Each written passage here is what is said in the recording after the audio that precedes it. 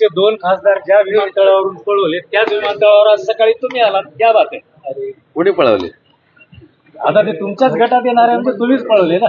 नाही, स्वतः विमानात बसून जर जात ढकलू नका, मी हात शिरीकडे आता. खाली खाली घ्या. स्वतः जर विमानात बसून जर कोण जात असेल त्याला पळवलं असं कुठं म्हणतात? पक्षप्रवेश कधी आहे? महत्वाचं असं आहे की काल दोन विमानं नांदेडमध्ये आले होते, त्यापैकी एका विमानात खासदार गेले दोन बसून, पण दुसऱ्या विमानातली माणसं अजूनही नांदेडमध्येच आहे. खरं तर या सगळ्या चर्चा ज्या होत आहेत, आता मी विमानातून उतरल्यानंतर युबीटीची दिल्लीतली पत्रकार परिषद बघितली, त्याच्यामुळे या सगळ्या गोष्टीची कल्पना माझ्यापेक्षा तुम्हाला जास्त आहे. कारण नांदेडमधनंच काल दोन खासदार इथनं गेले असं आपलं म्हणणं आहे आणि ते आता दिल्लीमध्ये आहे. त्याच्यामुळं आपण संध्याकाळपर्यंत घडामोडींवर लक्ष ठेवू, नजर ठेवू. संध्याकाळपर्यंत काय घडतंय आपण पाहू, तुम्ही पण आणि मी पण. ऑपरेशन टायगर संपणार कधी आहे? 30 जूनची तारीख आहे का? नाही, ऑपरेशन टायगर तुम्हाला माहित असेल तर बघा, मी मागच्या वेळी देखील सांगितलं होतं की माननीय शिंदे साहेबांचं नेतृत्व हे महाराष्ट्राच्या जनतेमध्ये, देशाच्या जनतेमध्ये सर्वमान्य आहे. रोज प्रवेश होत आहे. त्याच्यामुळे खासदारांसाठी वेगळं टायगर ऑपरेशन, आमदारांसाठी वेगळं टायगर ऑपरेशन, नगरसेवकांसाठी वेगळं टायगर ऑपरेशन, असा कुठेही प्रयत्न शिंदे साहेबांनी केला नाही किंवा त्यांचे सहकारी म्हणून आम्ही कुणी केला नाही. तर आता साहेब शिंदे साहेब हे दिल्लीमध्ये आहेत हे काल तुमच्याच बातमीमधनं आम्हाला कळतंय. आता दोन खासदार इथनं, मी ज्या नांदेड विमानतळावर आलो त्या विमानतळावरनं कालच दोन खासदार हे दिल्लीला गेले, हे तुमच्याकडनंच मला कळलेलं आहे. त्याच्यामुळे मला असं वाटतं की आपण संध्याकाळपर्यंत जर थांबलो तर तुम्हाला पण आणि मला पण काही गोष्टी क्लिअर होतील. दुसऱ्यांदा जर बंड झालं तर महाराष्ट्रातील जनता खपून घेणार नाही असं वक्तव्य संजय राऊत यांनी. फार मोठा विनोद आहे तो, काय बोलायचं.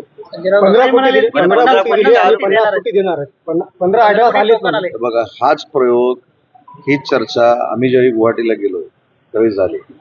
त्याच्यामध्ये आमदार साहेब होते, हे पण आमदार साहेब होते, हे होते, हे नव्यानं झाले. ठीक आहे, पण नव्यानं झाले ना, नव्यानं झाले की नाही. जर असं काय आम्ही केलं असतं तर पूर्ण जनतेनं जुने आमदार देखील निवडून दिले नसते आणि नवीन आमदार देखील निवडून आले नसते.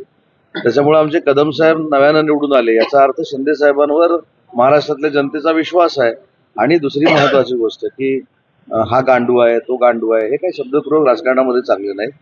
शेवटी राजकारणामध्ये जनता ठरवत असते, मतदार ठरवत असतात काय करायचं ते. आणि आमच्या बाजूनं नगरपालिकांमध्ये कौल आला, महानगरपालिकेला कौल आला, जिल्हा परिषद पंचायत समिती कौल आला, तर मतदारांचा कौल महत्वाचा असतो. त्याच्यामुळे कोण गावगुंड पाठवून जर मस्ती करणार असतील तर पोलीस त्याच्यावर कारवाई करतील, पोलीस त्याची दखल घेतील. पण जिथं ऑपरेशनच, हेच सांगतात ऑपरेशन चालू आहे, हेच सांगतात. कसं आहे की आपल्या माणसावर आपणच जर विश्वास ठेवतो तो शेवटी नाईलाजानं ह्या सगळ्या प्रक्रिया करत असतो. जर स्वतःचा विश्वास आपल्या माणसावर ठेवला नाही, अशा गोष्टी होत नाहीत. त्याच्यामुळे म्हणून मी सांगितलं की शिंदे साहेब दिल्लीमध्ये आहेत, हे देखील तुमच्याकडनंच आम्हाला कळलेलं आहे. 6 आमदार युबीटीच्या पत्रकार परिषदेला नाही, हे तुमच्याकडनंच आम्हाला कळलेलं आहे. म्हणजे मला देखील उत्सुकता लागलेली आहे की संध्याकाळपर्यंत काय घडणार आहे. ओमराजे निंबाळकरांवर दबाव होता, तुमच्या बाजूने जर निकाल पाहिजे असेल तर आमच्याकडे या, असं वक्तव्य संजय राऊत यांनी केलंय. म्हणजे ज्युडिशरीवर त्यांनी एक लक्षात घ्या, संजय राऊत साहेबांचा हा स्वभाव आहे, ज्युडिशरीवर टीका करणं, त्याच्यानंतर निवडणूक आयोगावर टीका करणं, आमच्या सगळ्यांवर टीका करणं. मुद्दा असा राहतो, टीकेचं परिवर्तन मतामध्ये झालंय का?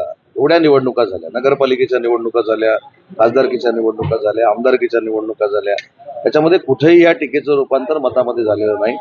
पण एक मात्र मी त्यांचं कौतुक काल पण केलं, आज देखील नांदेडमध्ये करतो, की ते रोज बोलतायत म्हणून युबीटीचं अस्तित्व जाणवतंय. ते जर पत्रकार परिषद घ्यायचे थांबले तर तुम्ही पण मला सांगा युबीटीचं अस्तित्व काय. त्याच्यामुळं युबीटीचं जे काय असेल ते अस्तित्व टिकवण्यामध्ये संजय राऊतांचा फार मोठा सिंहाचा वाटा आहे.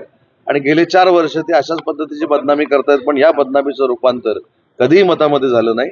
आणि शिवसेना जी शिंदे साहेबांची आणि वंदनीय बाळासाहेबांच्या विचाराची ज्या शिवसेनेमध्ये आम्ही काम करतोय त्या शिवसेनेवर कधीही परिणाम झाला.